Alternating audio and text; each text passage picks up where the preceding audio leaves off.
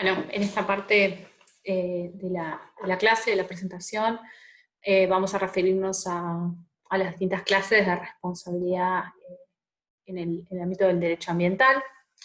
Vamos a ver que tenemos tres.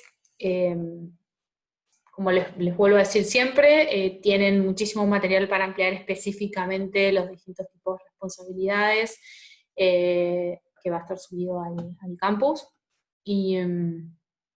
Y básicamente se detalla cada punto que yo les voy a comentar acá más profundamente. Acá simplemente les voy a dar los lineamientos generales eh, para tratar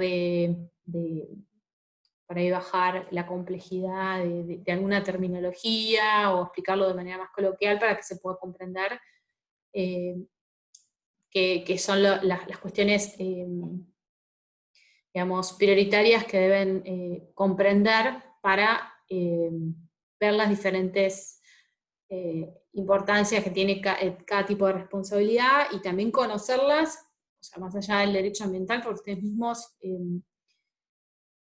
por cualquier actividad que uno desarrolla, tanto en una organización como dentro del ámbito de una organización o individualmente, es muy importante conocerlas. Entonces, somos grandes.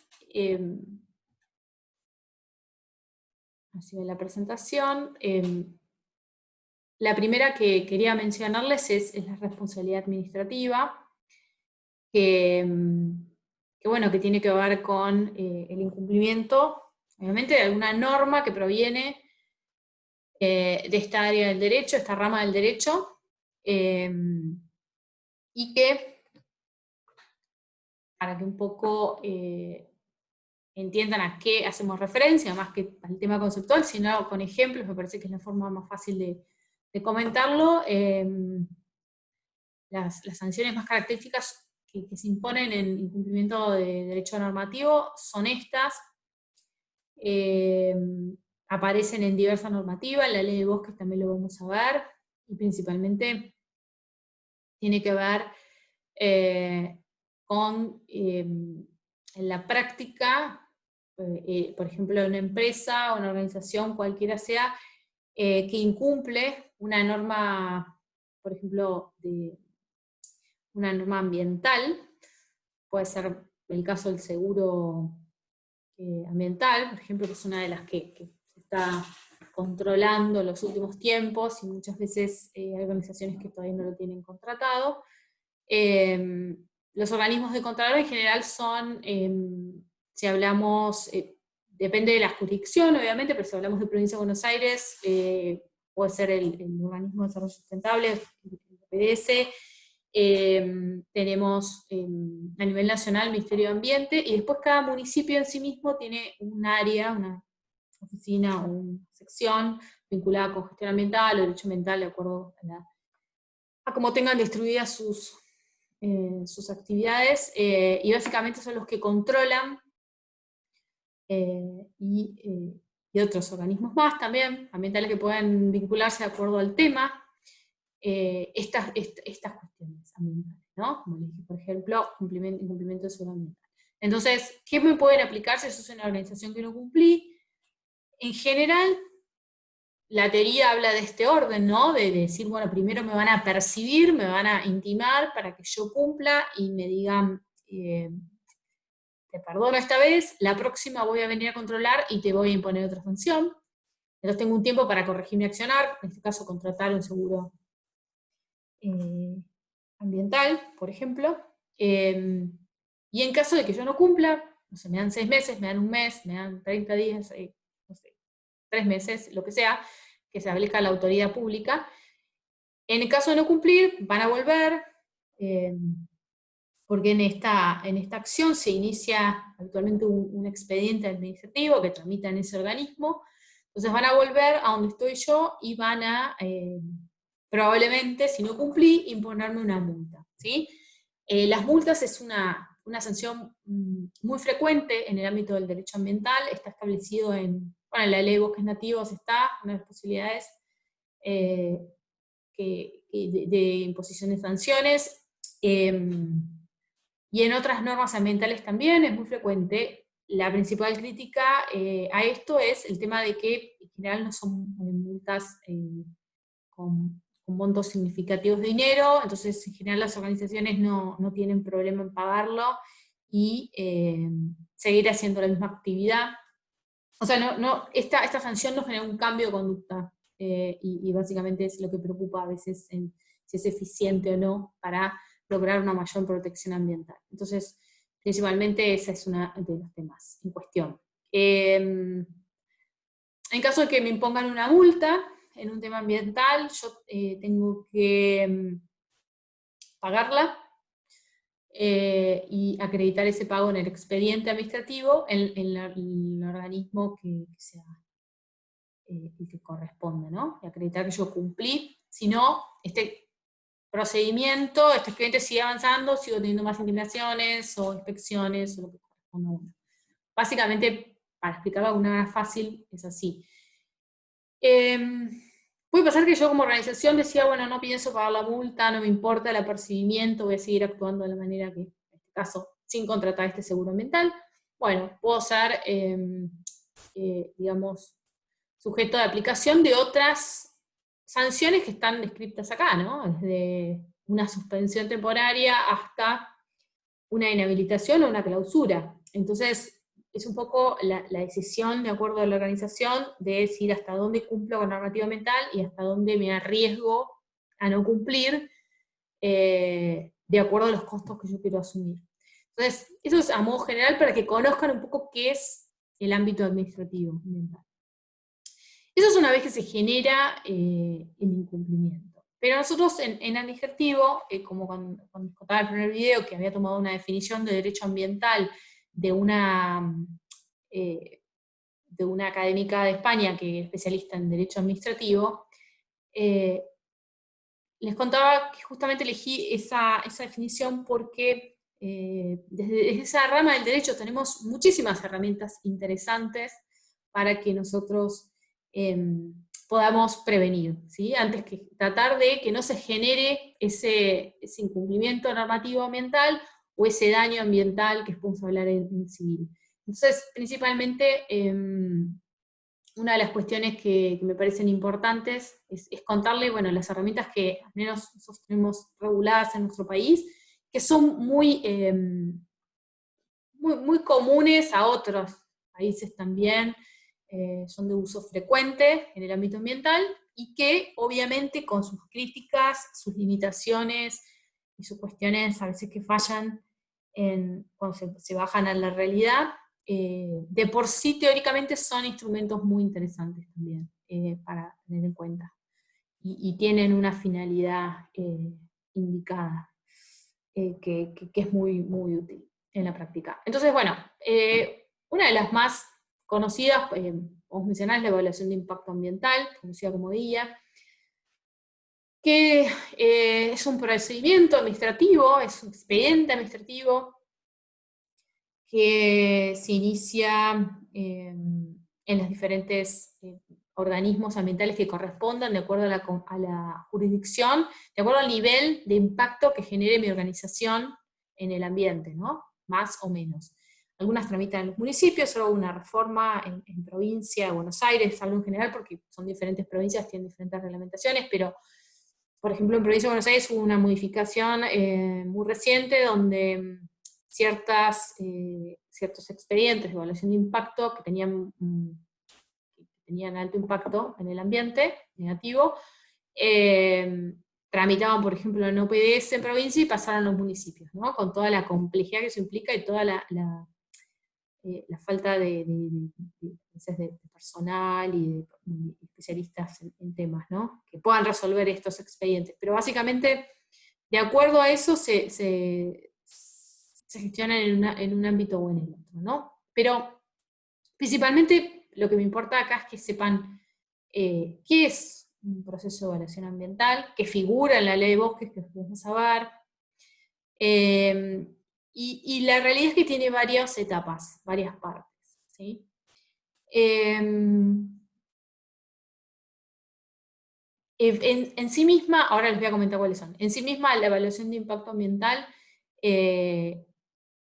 tiene una finalidad predictiva dentro de lo que se pueda, más allá de que la organización con un proyecto determinado va cambiando en el tiempo y va modificando aspectos, sí se puede tener una idea estimada de qué impacto va a generar un determinado proyecto o actividad en el ambiente, ¿sí? En los diferentes aspectos que están relacionados con el ambiente, ¿sí? Tanto sociales, también económicos, y por supuesto ambientales, ¿no? De lo que es protección y lo que es utilización de recursos naturales, de cualquier cosa que surja de un ecosistema, de cualquier aspecto. Entonces es muy importante tratar de hacer ese trabajo predictivo antes de que se instale esa actividad o se realice esa actividad en el ambiente para tratar de minimizar daños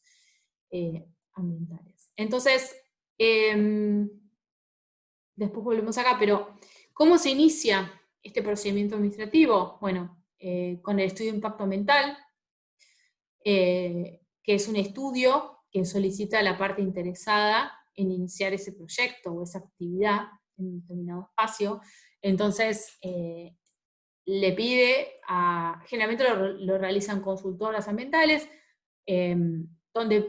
o grupos de especialistas, donde participan en realizar este estudio inicial, con toda la información que tienen de esta organización, de esta empresa, lo que sea, que va a iniciar una determinada actividad en un territorio específico, y en donde participan especialistas de las diferentes áreas vinculadas con la actividad de esta organización. Entonces, no siempre los equipos que son multidisciplinares van a estar constituidos por la misma cantidad de profesionales, sino que realmente son distintos de acuerdo a la actividad principal que tengan, o que ellos manifiesten.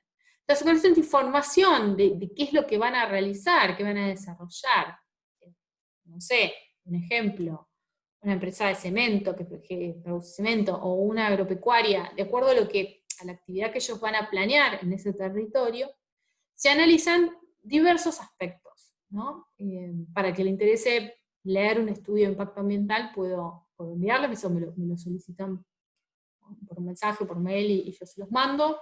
Generalmente las clases de Derecho Ambiental nosotros les mostramos a los alumnos algunos ejemplos, o se los mandamos en realidad para que ellos los miren, para ver qué es específicamente, qué puntos aparecen en estos estudios de impacto ambiental. Pero bueno, ahí aparecen, en la presentación están algunos definidos, ¿no?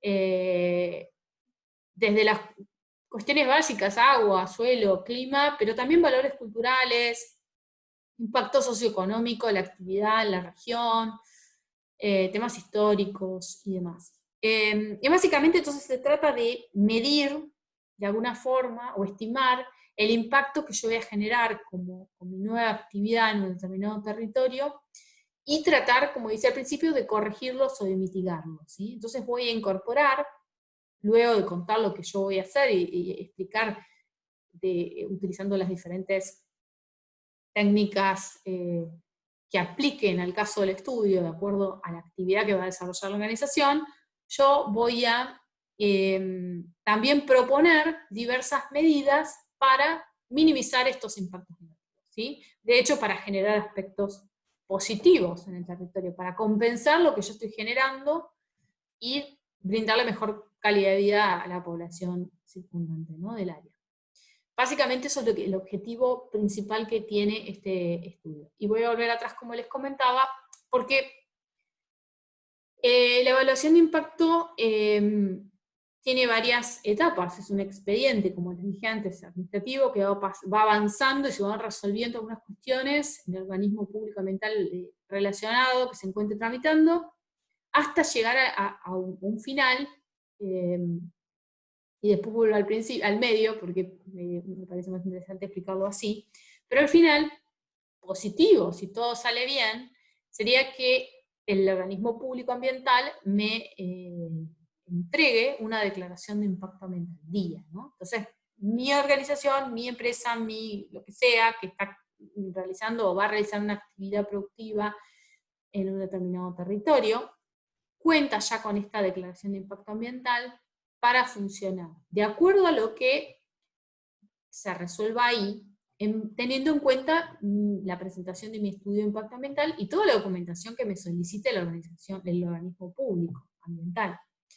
Entonces no es que exactamente van a determinar lo que yo incorporé en el estudio de impacto ambiental inicial, sino que eso va a ser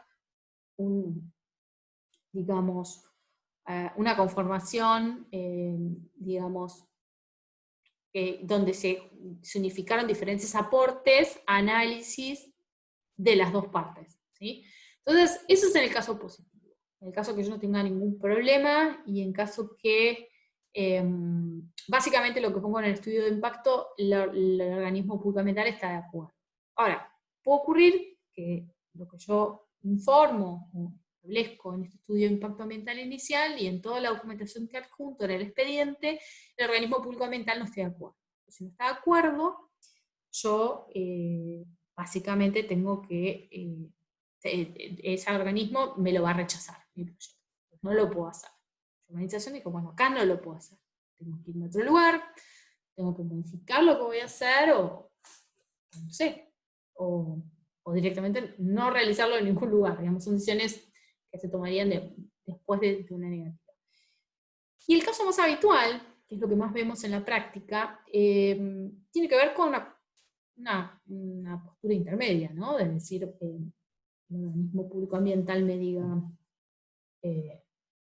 la verdad que está bien el proyecto, pero básicamente, tenemos que modificar algunos aspectos para que sea más sostenible, que tenga más en cuenta la protección del ambiente.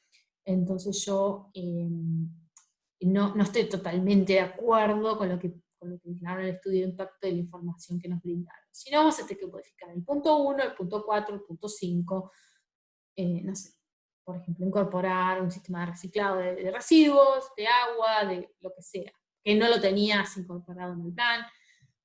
Bueno, hay diferentes aspectos que se pueden modificar o mejorar, volver a presentar una propuesta, incorporando estas sugerencias de la administración pública, y posteriormente, en caso de que estén de acuerdo, se llega al mismo punto, ¿no? De que nos entreguen la declaración de impacto ambiental, día, conocido así.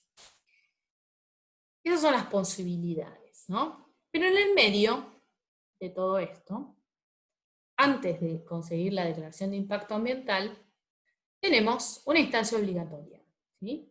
Si no la tenemos cumplida adecuadamente, no vamos a poder obtener esta declaración de impacto ambiental. ¿Qué son las audiencias públicas? ¿Sí?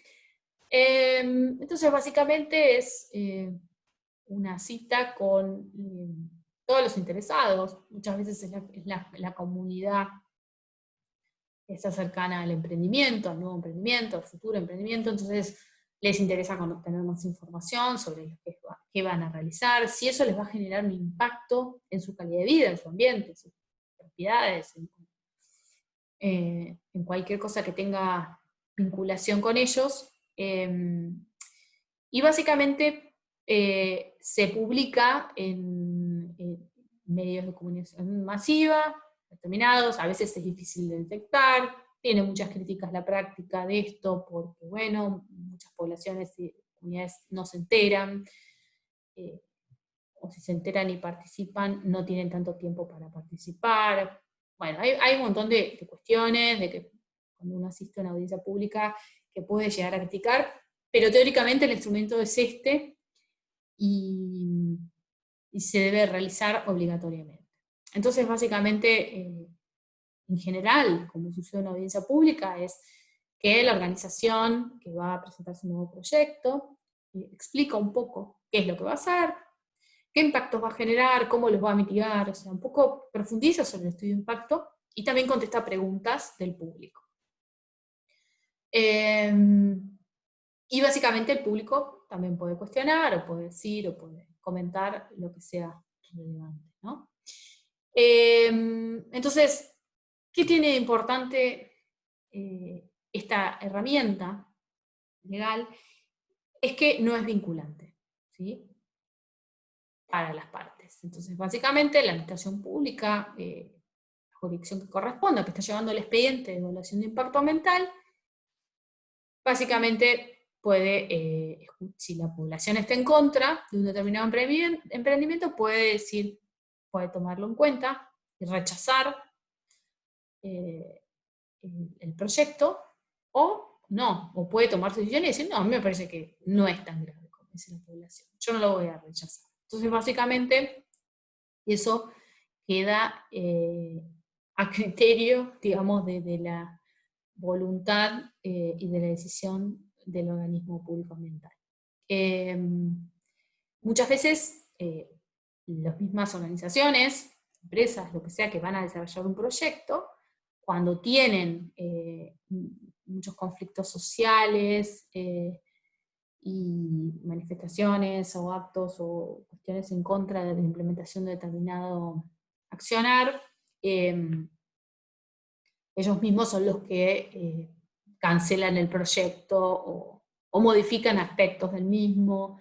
Y bueno, entonces en el sentido, más allá de que no es vinculante, es muy interesante como herramienta y funciona muy bien en la práctica. Y es una instancia de participación pública muy, muy, muy interesante, muy importante. Entonces, bueno, acá un poco ya les conté que esto es el documento que acepta o rechaza ambientalmente un determinado proyecto. Y eso es un poco la estructura rápida de un procedimiento de evaluación de impacto ambiental. Vamos a hablar cuando veamos la ley de bosques. Otra herramienta administrativa muy interesante es la auditoría ambiental, que básicamente es una inspección, una revisión de las condiciones, de los cumplimientos, en este caso de la normativa ambiental, por parte de un tercero, un grupo generalmente de auditores. Y tenés dos modalidades para realizarla. Una, hay empresas que de gran estructura, por ejemplo, que tienen un área de auditoría, entonces ellos mismos realizan una auditoría interna con personal propio, pero que auditan todas las áreas de la empresa, y allí relevan si están realmente cumpliendo con la normativa o no, con los requisitos de todo tipo, ¿no? En este caso estamos hablando de derecho ambiental, pero puede ser técnicos, calibración de máquinas, de cumplimientos de calidad, de producto, lo que sea. Y ellos son los que hacen un informe específico con las no conformidades, manifestando que cumplieron tal cosa, que no cumplieron con otra, y dándoles un plazo para que ellos puedan subsanar esos incumplimientos, ¿no? Y volver a auditar en ese plazo determinado.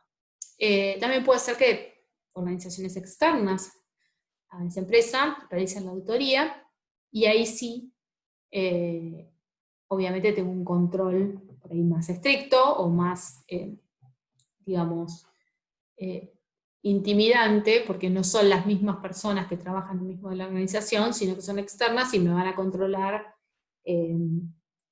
digamos, supuestamente de la misma forma, con el mismo procedimiento, pero me van a venir a auditar y me van a venir a controlar en un plazo determinado, y no puedo, y lo preferible es que no se extiendan esos plazos, ¿no?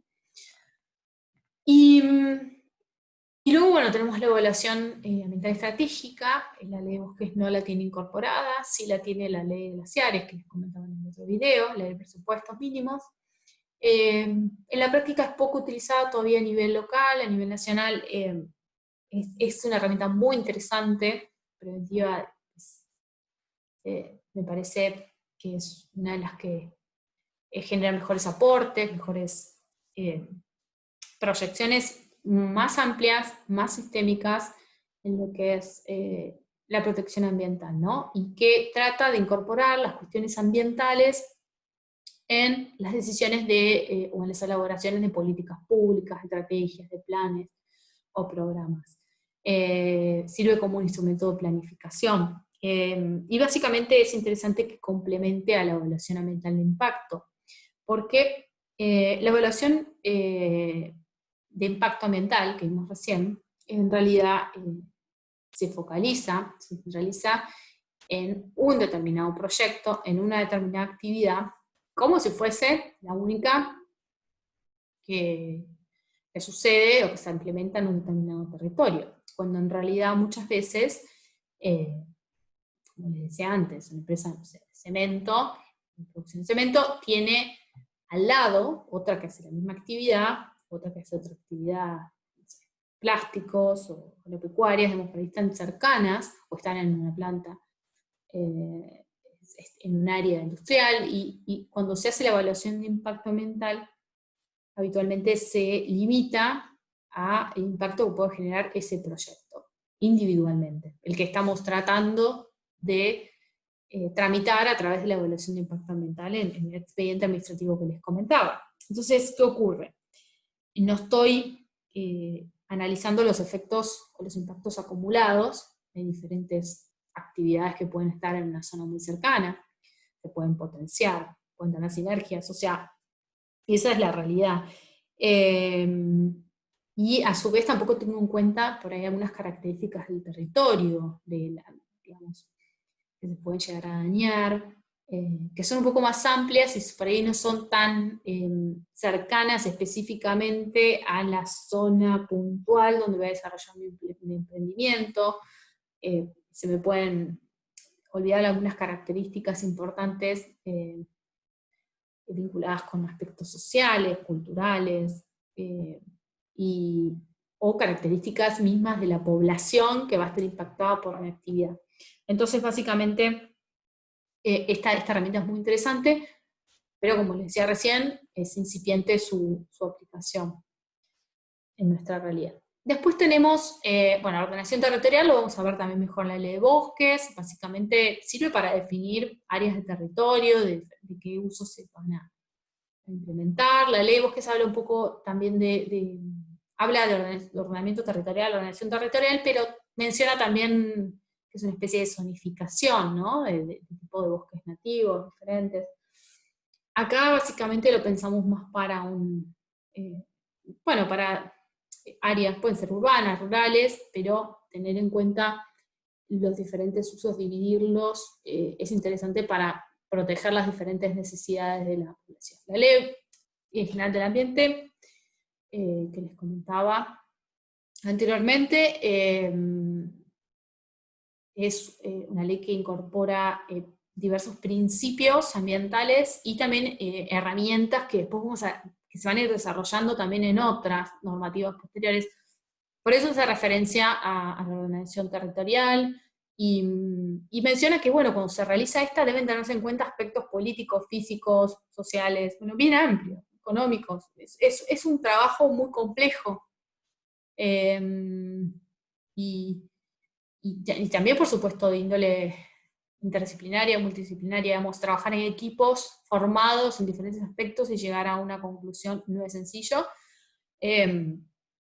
más que todo teniendo diferentes enfoques, ¿no? Pero básicamente la idea es esta, que plantea la Ley General del Ambiente, de lo que es protección, lo que es conservación, lo que es reubicación de actividades de la población, de acuerdo a sus características, protección, por supuesto, de los ecosistemas que sean más significativos.